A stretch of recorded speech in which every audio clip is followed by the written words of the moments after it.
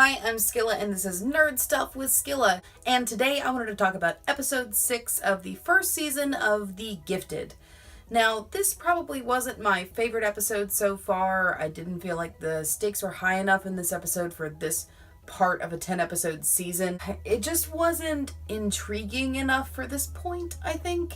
That's my big issue with it, I guess. There will be spoilers ahead in this video, so if you haven't watched through episode 6 of The Gifted, then go get caught up and then come back and watch this video. We start off in Arizona 4 years ago and we see Thunderbird giving out flyers to try and raise money for the victims of the 7/15 attack.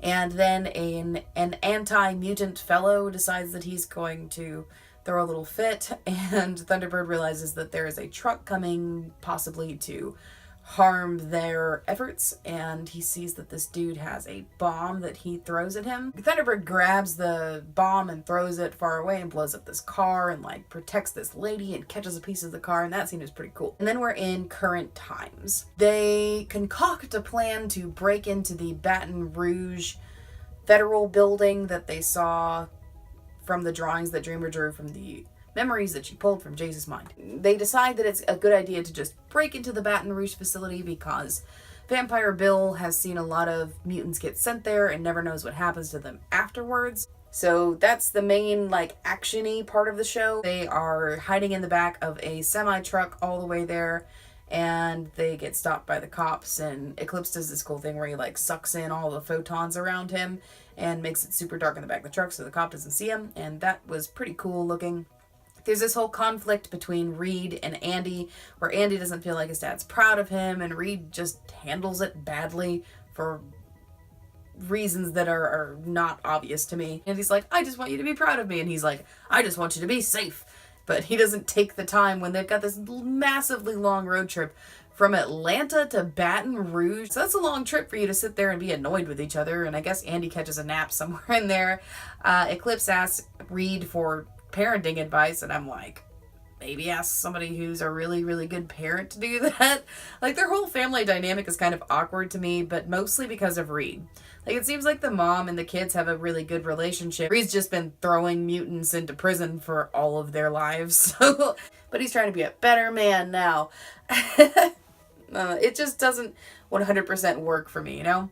He gives them advice, he's just like, they can never do anything to make you stop loving them, or something along those lines. Eventually they get to Baton Rouge and they break into the federal building, and Andy uses his powers and they get inside, but Andy wants to run in and help them for some stupid reason. And they go and find the files and leave with them. And then they are close to home, but they realize that they're being followed and being led into an ambush. And then the Underground has to concoct a plan really quickly to fix that.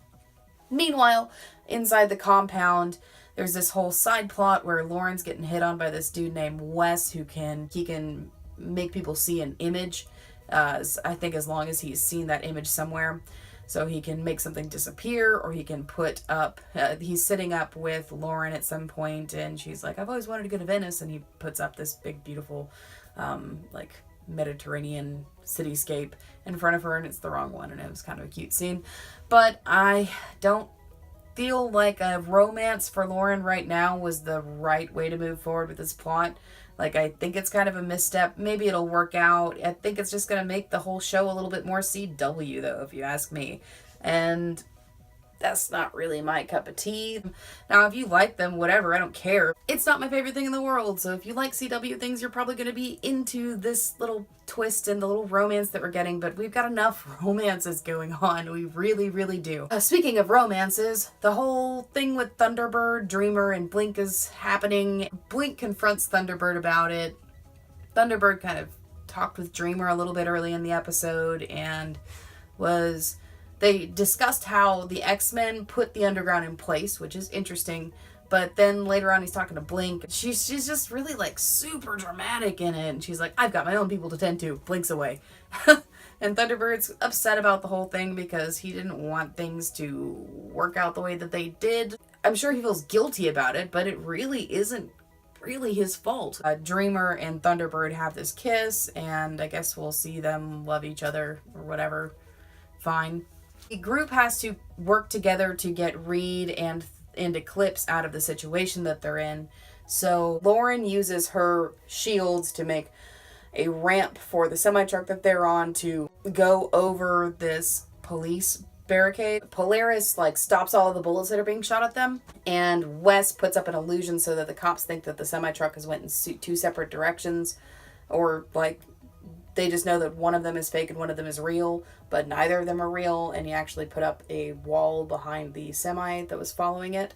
And it's the most difficult illusion of that type that he had made to this point. I thought that was really cool. I think that justifies the little love situation between him and Lauren, just because he seems important. He could do a lot of really cool stuff with those powers, and I'm excited to see what they do with him in the future. There's a scene where Polaris is trying to train the young teenage group, so Wes and Lauren and a couple of other kids, and I guess we're probably going to follow those other kids a little bit more. They're just kind of world building a little bit at this point. But she's throwing hammers at him and stuff, and then Caitlin pops in and she's like, "No, you will not throw saw blades at my daughter."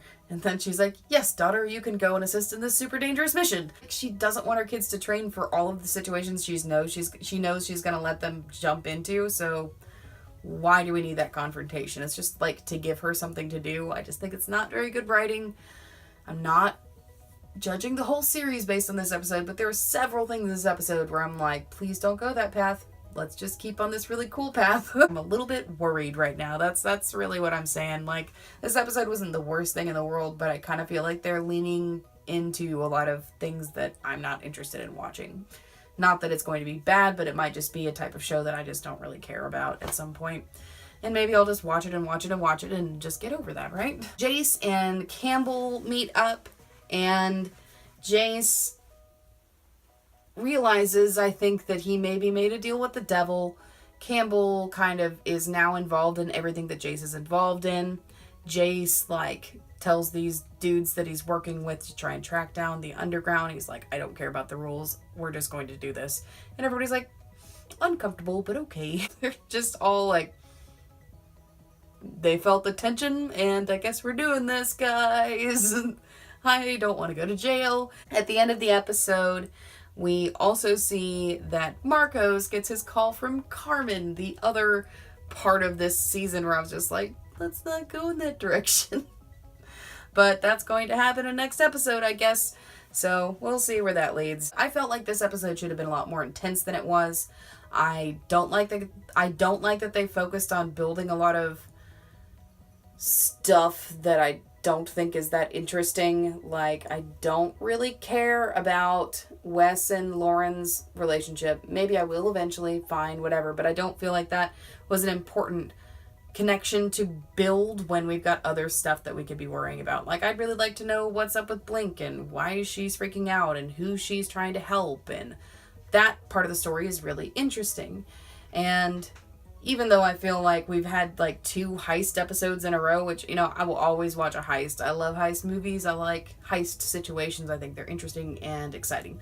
But having pretty much 2 heist episodes in a row, not great for me. They just need a little bit better writing. It can be saved, it can be better, it can be awesome, and I've really enjoyed this season so far, so maybe they'll feel out the misstep and work towards something really, really cool, and I hope that happens, but this episode was pretty disappointing for me. I think the worst one easily of the season.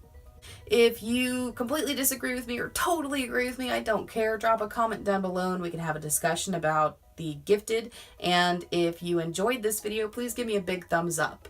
If you want to hear about more nerdy things from me, please subscribe to my channel. And as always, thank you so much for watching.